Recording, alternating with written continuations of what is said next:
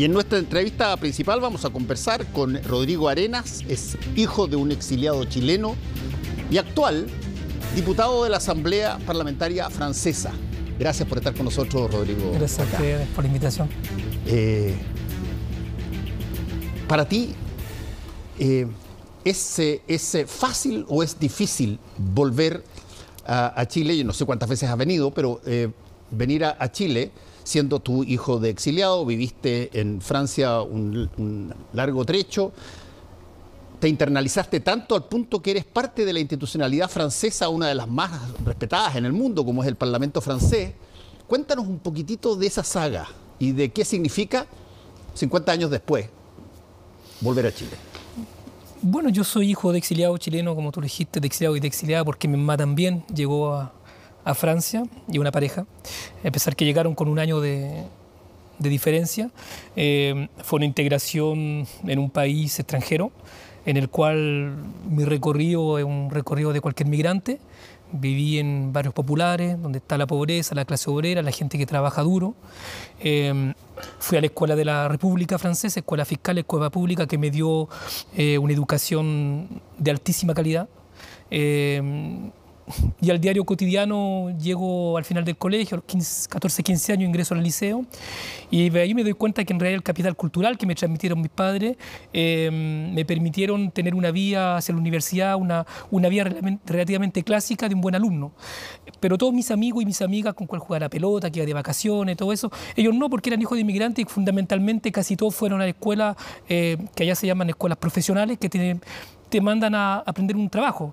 Entonces tú aprendes incluso en la Escuela de la República de Francesa, que es libertad, igualdad, fraternidad, la discriminación, la desclasificación también de una patria y la ciudadanía, en la cual la promesa republicana no se cumple realmente y está confrontado en tu amor hacia tus vecinos, tus amigos, a un país que no cumple sus promesas. Entonces, finalmente, yo soy chileno de corazón, lo que me transmitieron mi madre, mi padre, pero también con una cierta cantidad de valores que producieron la salida del exilio, los valores que se identifican en Salvador Allende, la Unidad Popular, un movimiento cultural que lleva a un pueblo a tratar de movilizarse contra la mala vida finalmente, y que es lo que me inculcan, yo creo con razón, y que finalmente me encuentro con acierto análisis de la misma manera en Francia, y que me llevan a implicarme en la vida social, en la vida política y la vida asociativa en ese país. Déjame hacerte una pregunta, Rodrigo, antes de entrar en materia de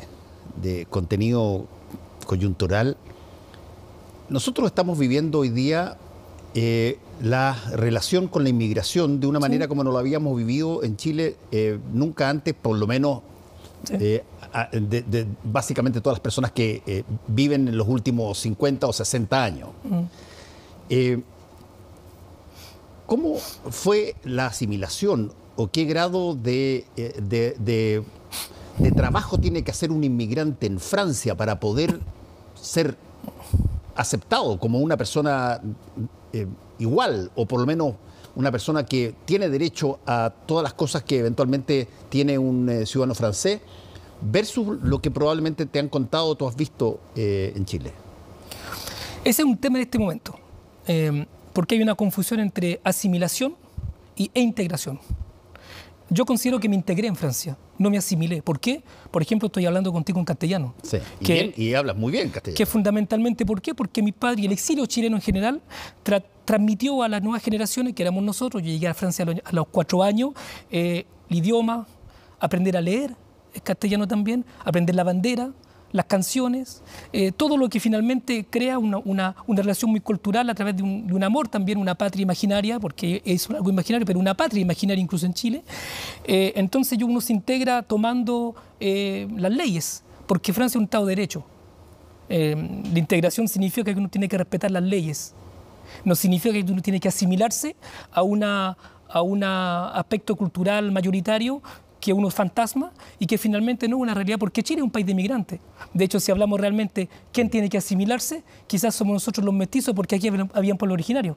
Entonces, esa cosa también existe, esa cosa en Francia. En Francia también hay pueblo originario, los bretones, los córcegas, los vascos, pero que el fenómeno de la República jacobina centralizada en París tuvo a través de la Escuela de la República precisamente, pero también con guerra y con muertos, provocó una cultura dominante a la cual uno trata de transmitirla a todo el resto de la ciudadanía y también la gente que llega de afuera como siendo algo normal y el resto es anormal.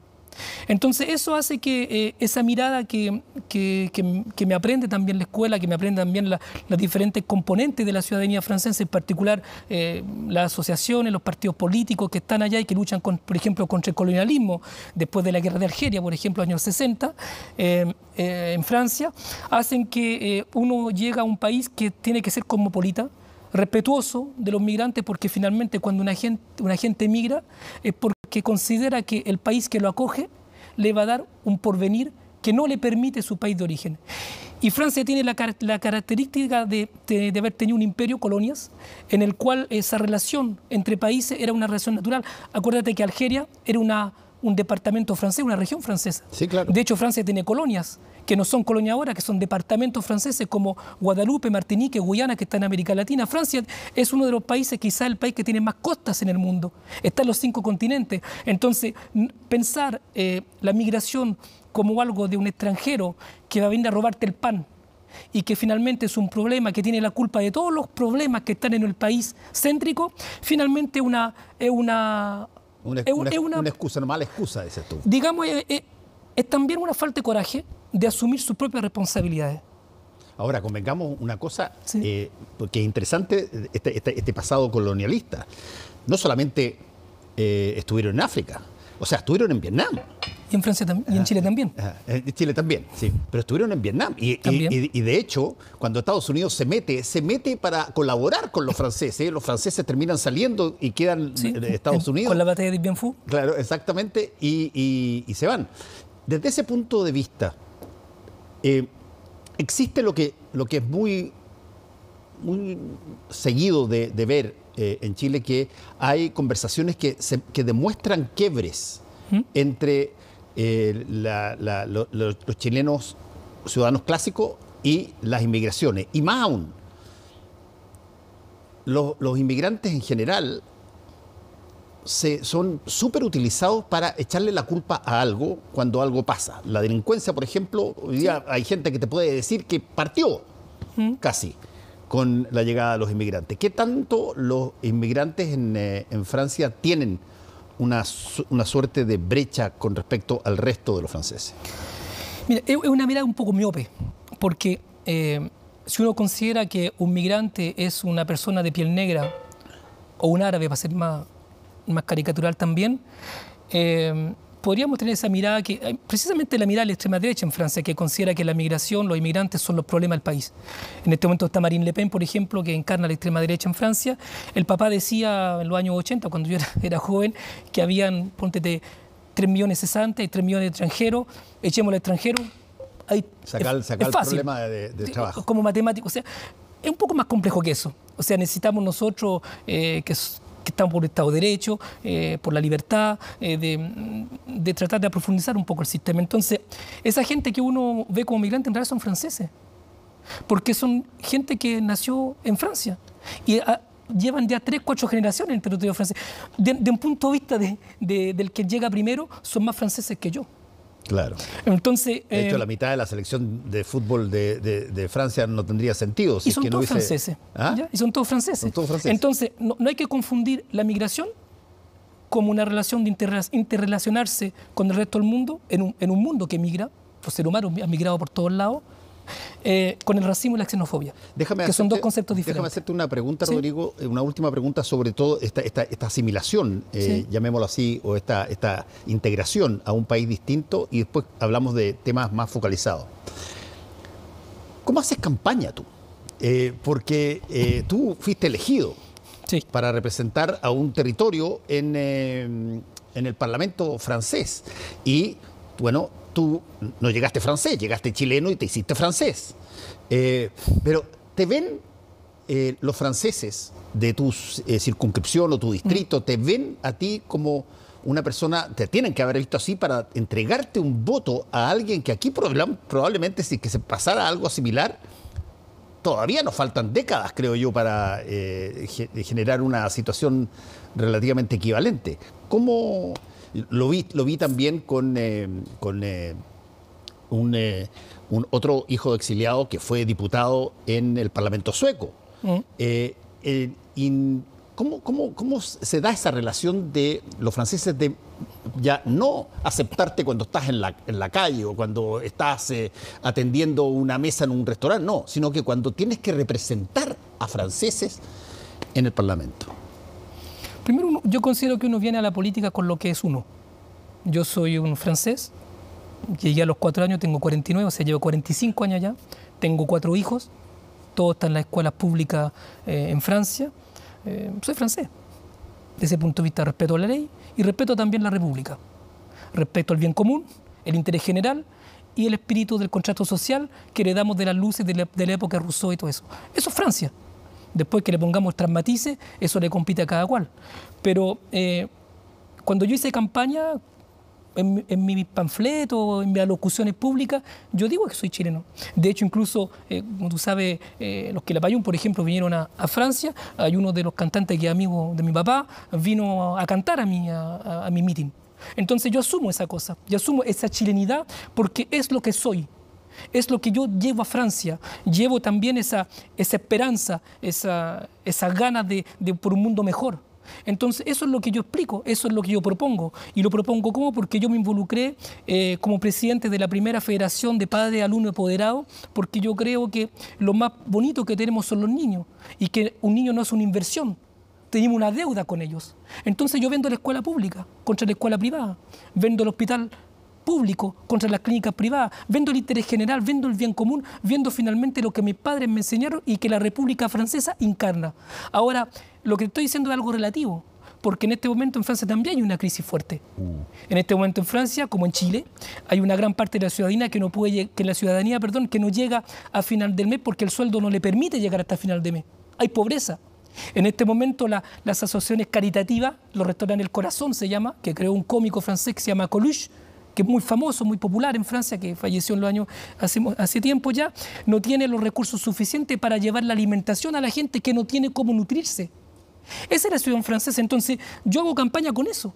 Vendo la idea que el mercado de la política ya no permite abastecer al bien común, no permite a la gente de sobrevivir dentro de un cuadro de una república que tiene que velar por ello, y trato de decir que yo me voy a dedicar alma y cuerpo para que vivamos todos juntos, pero en armonía, porque cuando vengo a Chile también explico eso. Yo tengo un pie acá, tengo un pie allá, y no es posible, por ejemplo, que el desarrollo de Francia se haga a costo de América Latina o a costo de Chile.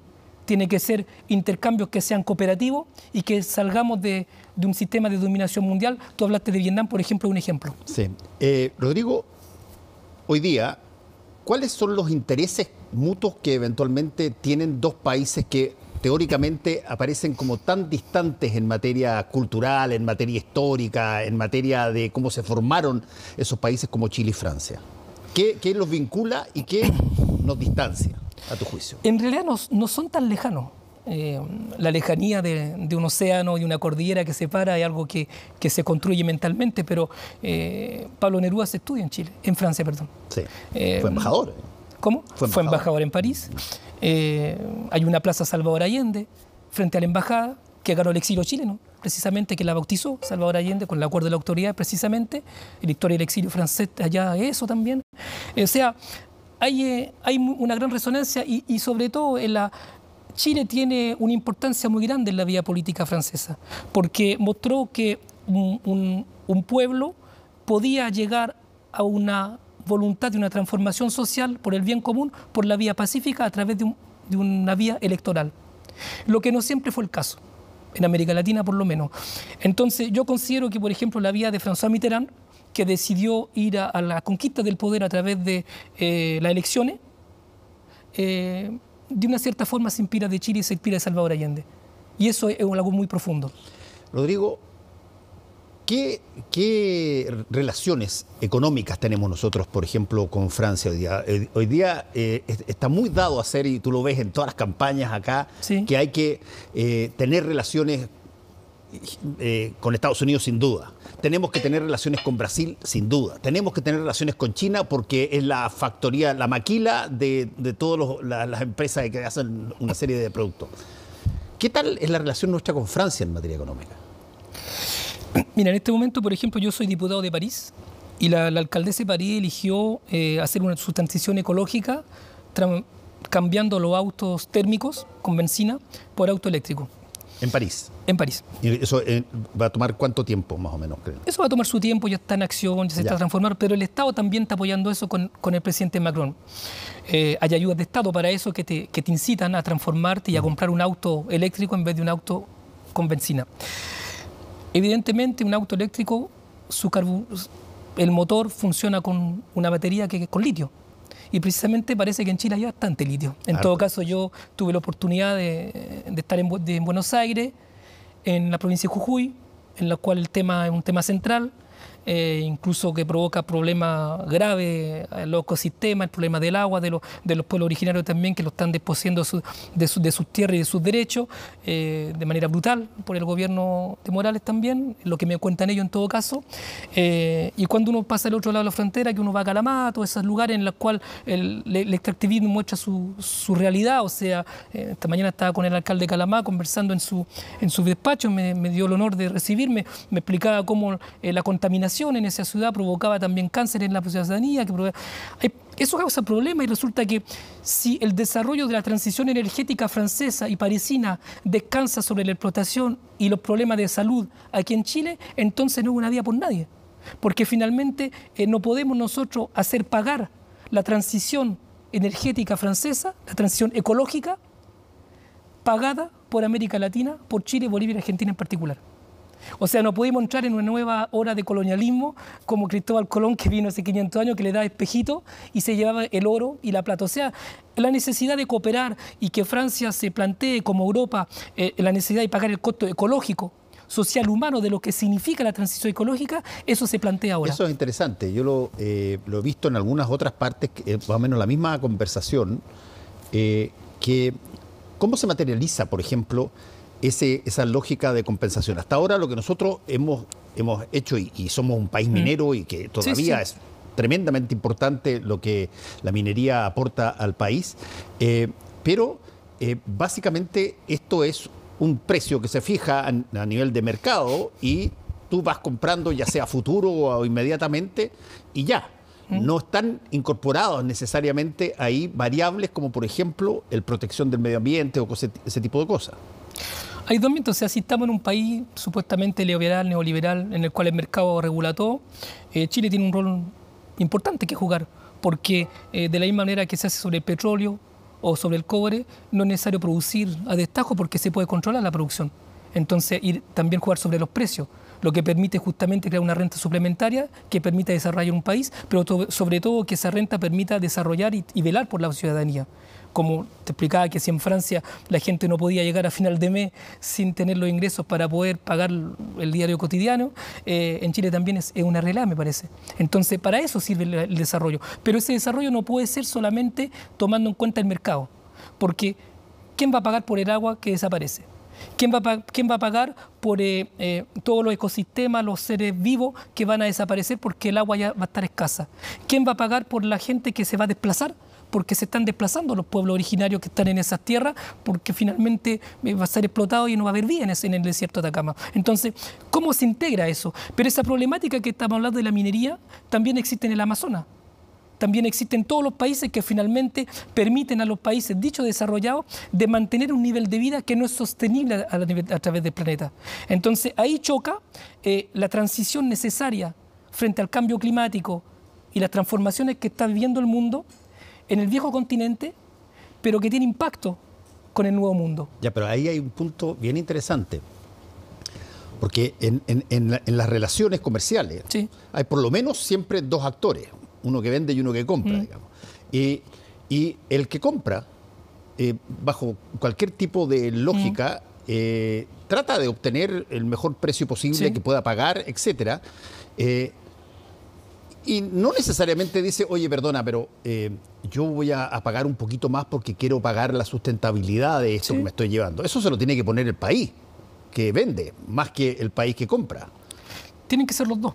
Ya, pero Porque existe Sí, tú ves que está apareciendo esta lógica de, a ver, tenemos el precio de mercado de esto, el que sale todos los días para arriba o para abajo, pero además pongamos un precio, llamémoslo así, de sustentabilidad. ¿Eso hay? Precisamente en este momento, no? en la Comisión Europea, en este momento, están saliendo leyes en las diferentes comisiones que impide a una empresa tener inversión en un país si no respeta los derechos humanos. O sea, son leyes. El poder político que tiene que tomar la mano, porque sabemos que la empresa, cuando hacen lo que se le da la gana, no garantizan los derechos humanos. Entonces se está conversando. Y si bien recordamos los años 90, cuando se hizo el arte mundialismo, se impuso en Europa la noción cultural del comercio equitable.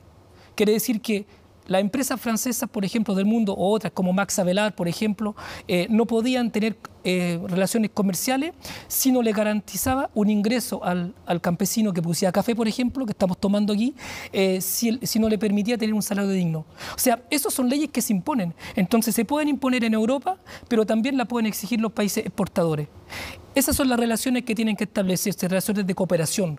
Y lo que yo trato de promover en la Asamblea Nacional Francesa es precisamente eso, que sepan que cuando uno se está tomando un café o que están dando un auto eléctrico, hay alguien que está pagando el precio de eso. Y precisamente ese precio no tiene que ser un precio que impida la dignidad del que produce y también que le permita vivir dignamente de su trabajo, lo que no es el caso hoy día. Déjame hacerte una pregunta sobre algo que quizás ha llamado mucho la atención de Francia. Yo lo había visto antes en otros países, pero en Francia es uno de los países que más ha aparecido. La velocidad con que los franceses salen a la calle cuando algo no les gusta. ¿Te acuerdas que Macron hizo un intento de afectar un lado de pensiones y cosas así, y automáticamente salieron 400, 500 mil personas en París? Ese tipo de relación de cómo se traduce en el sistema político, en los representantes de la gente. Mira, hoy día concretamente en Francia no hay una separación de los poderes. Francia es una república, Estado de Derecho, en el cual el poder legislativo, el poder ejecutivo, el poder judicial son independientes. No es el caso. ¿Por qué? Porque lo que tú estás hablando, por ejemplo, en particular el movimiento de las jubilaciones, sí, que no serían centenas de miles, serían millones, que no es lo mismo. Porque no solamente estaba la gente en la calle, sí, pero estaba también la gente que no iba a trabajar, pero también la opinión pública que muy mayoritariamente apoyaba a la gente que está en manifestación y que no defendía esa reforma. ¿Por qué? Porque todo el mundo sabe en Francia que esa reforma le va a robar 2 años de vida a la gente. Y todo el mundo sabe en Francia que la gente que está jubilada, el ingreso que tiene de pensiones no le permite vivir, no le permite sobrevivir.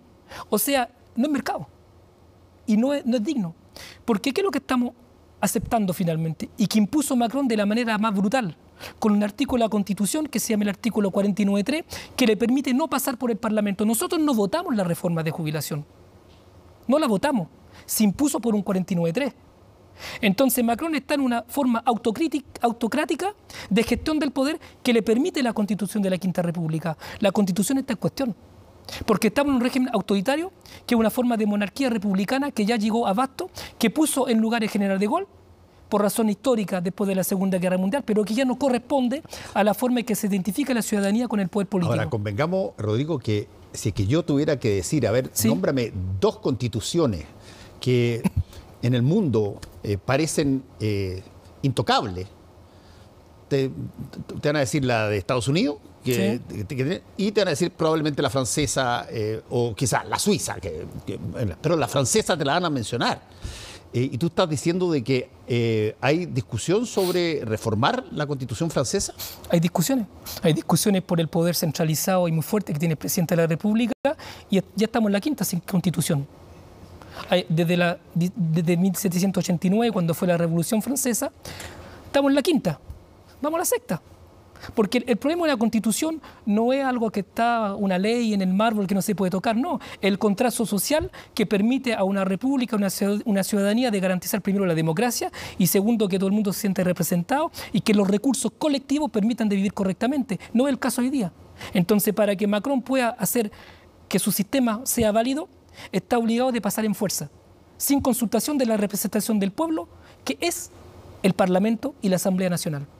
Entonces estamos en una contradicción por el funcionamiento mismo de la Constitución, que no está velando y no está protegiendo los intereses populares porque el pueblo se manifiesta en Francia por un voto.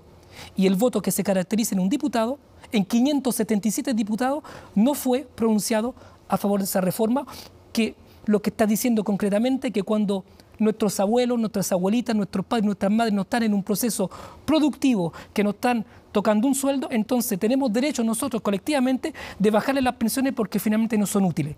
Y todos sabemos que sin los abuelitos, las abuelitas, los papás y las mamás funcionando, la sociedad no funciona. Por ejemplo, no en mi caso, porque la vida es así, pero cuando tú, por ejemplo, no puedes ir a buscar a tu hijo a la escuela, ¿quién lo va a buscar? El abuelito y la abuelita. O sea, ellos también hacen parte de la sociedad. Ellos también tienen una utilidad social.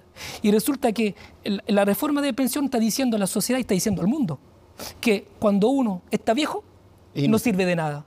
Eso no puede seguir así y no puede ser posible en una ciudad moderna con las riquezas que se producen. Nunca se ha producido tanta riqueza en Francia, nunca se ha producido tanta riqueza en el mundo. El problema es que la estamos repartiendo de manera muy inigualitaria y que eso fundamentalmente puso varios millones de franceses en la calle.